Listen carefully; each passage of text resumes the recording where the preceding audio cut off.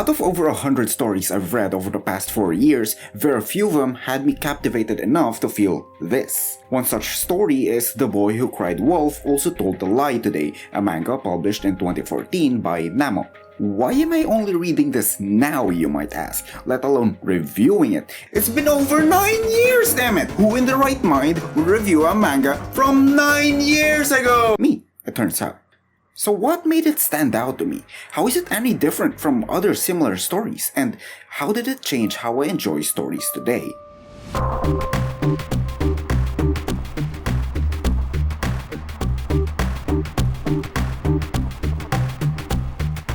Here's the TLDR of the first chapter. A scary-looking boy named Itsuki Keitaro confesses to an extremely closed-off and introverted girl named Aoi Tokujira.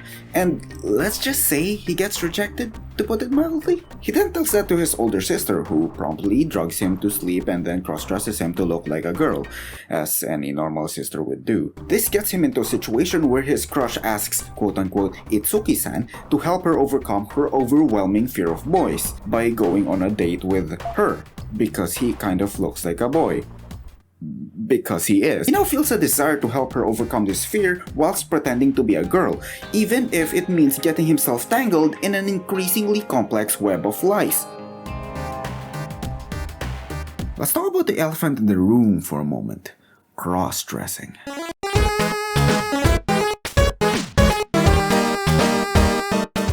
Wait, cross-dressing? Russ, is this what you're into? Hold on, hear me out for a second. First of all, no, I'm not into cross-dressing, I think. And second of all, this manga uses the concept pretty well. Typically, cross-dressing is included as an excuse to fulfill a certain theme, be it a BL or GL manga where one or both parties cross-dress to look like the opposite gender, or a pervert who uses their fraudulent appearance to get in closer vicinity to vulnerable girls.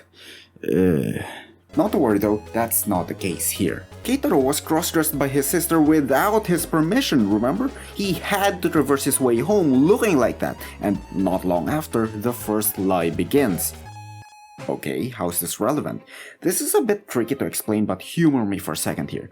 I don't think cross-dressing was the focus of the story at all. Of course, it was a major part of it, but what cross-dressing actually contributes here is that it created a visual distinction between who Keitaro really is and who he wants to be. This lie allowed him to do genuinely good things that his true self wants to do, but couldn't because of his true appearance. However, having to constantly lie in order to pursue his interest, even if it's genuinely for good, will eventually collapse in on himself. It's the compounding lies that cross-dressing enabled that makes the story that much more interesting, not cross-dressing itself. And if you still don't like it despite all that, then I'm afraid this manga just isn't for you. Also, come on, just look, man. Enough about cross-dressing. What about the plot itself? Is it any good? None of this so far seems unique compared to what you can find for a dime a dozen nowadays. Well, that's because many of the concepts present in the story aren't unique, or at least not anymore. You have a girl with androphobia, a scary-looking boy who cross-dresses and somehow becomes waifu material, and a typical setting where boy likes girl but boy zero hope until weird thing happen. Seriously, each one of these or some combination of them have been used to death already. But remember, this was published all the way back in 2014, so this whole concept hasn't been as overplayed back then as it is now. That doesn't really matter though. It's not like you can travel back in time when there's less of this stuff. But even if it was released yesterday, it still holds up as a rather common story done really well. Several aspects of it are all woven together seamlessly, not something I see nearly often enough. Tackles the implications of lying, characters' introduction to their true sexuality, and so many other small details packed into this densely packed 34-chapter manga. It's a short story and it uses that to its advantage. It doesn't explore aspects that don't ultimately contribute to the main plot, and what is there makes the story just that little bit more interesting without relying on tropes and cliches. I've seen countless interesting plots done so poorly that I've stopped reading them before I even got to the third chapter. They had such an interesting premise and a cast of really good looking characters at that, and then they bung it up with endless cliche ecchi scenes with such mediocre execution, whereas there are stories with such low hanging fruit kind of plot that was executed so well that I read it through to the end. Again, not everyone has to subscribe to this sentiment. On the completely opposite side of the spectrum, there's Hensuki. Yes, it was basically made of fan service. Yes, I'm not ashamed to say that I liked it. The story, not the fan service. You know what you have to subscribe to though? This channel, if you want to see more random ass videos from me.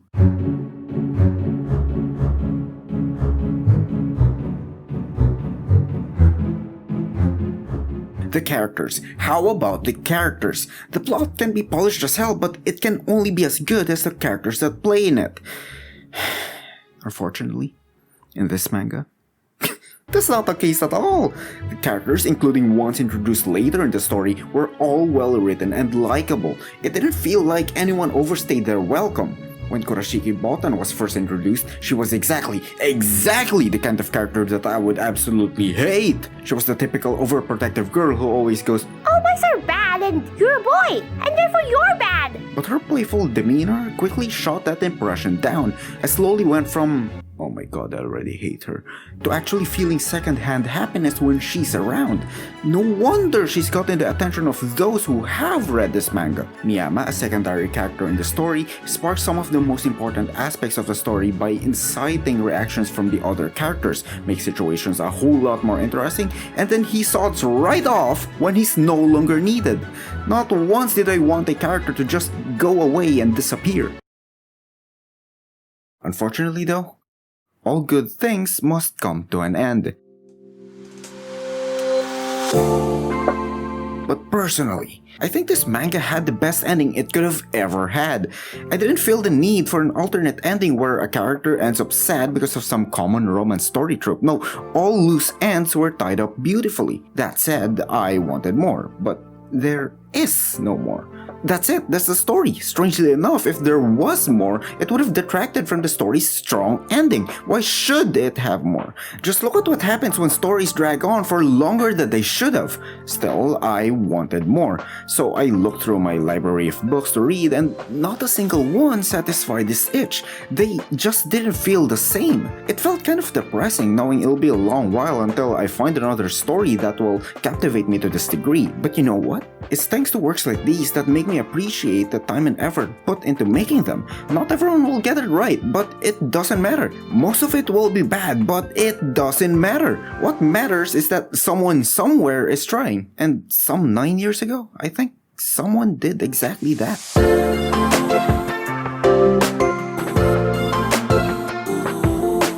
Do you disagree with any of the points I made? Do you have any video suggestions? Okay.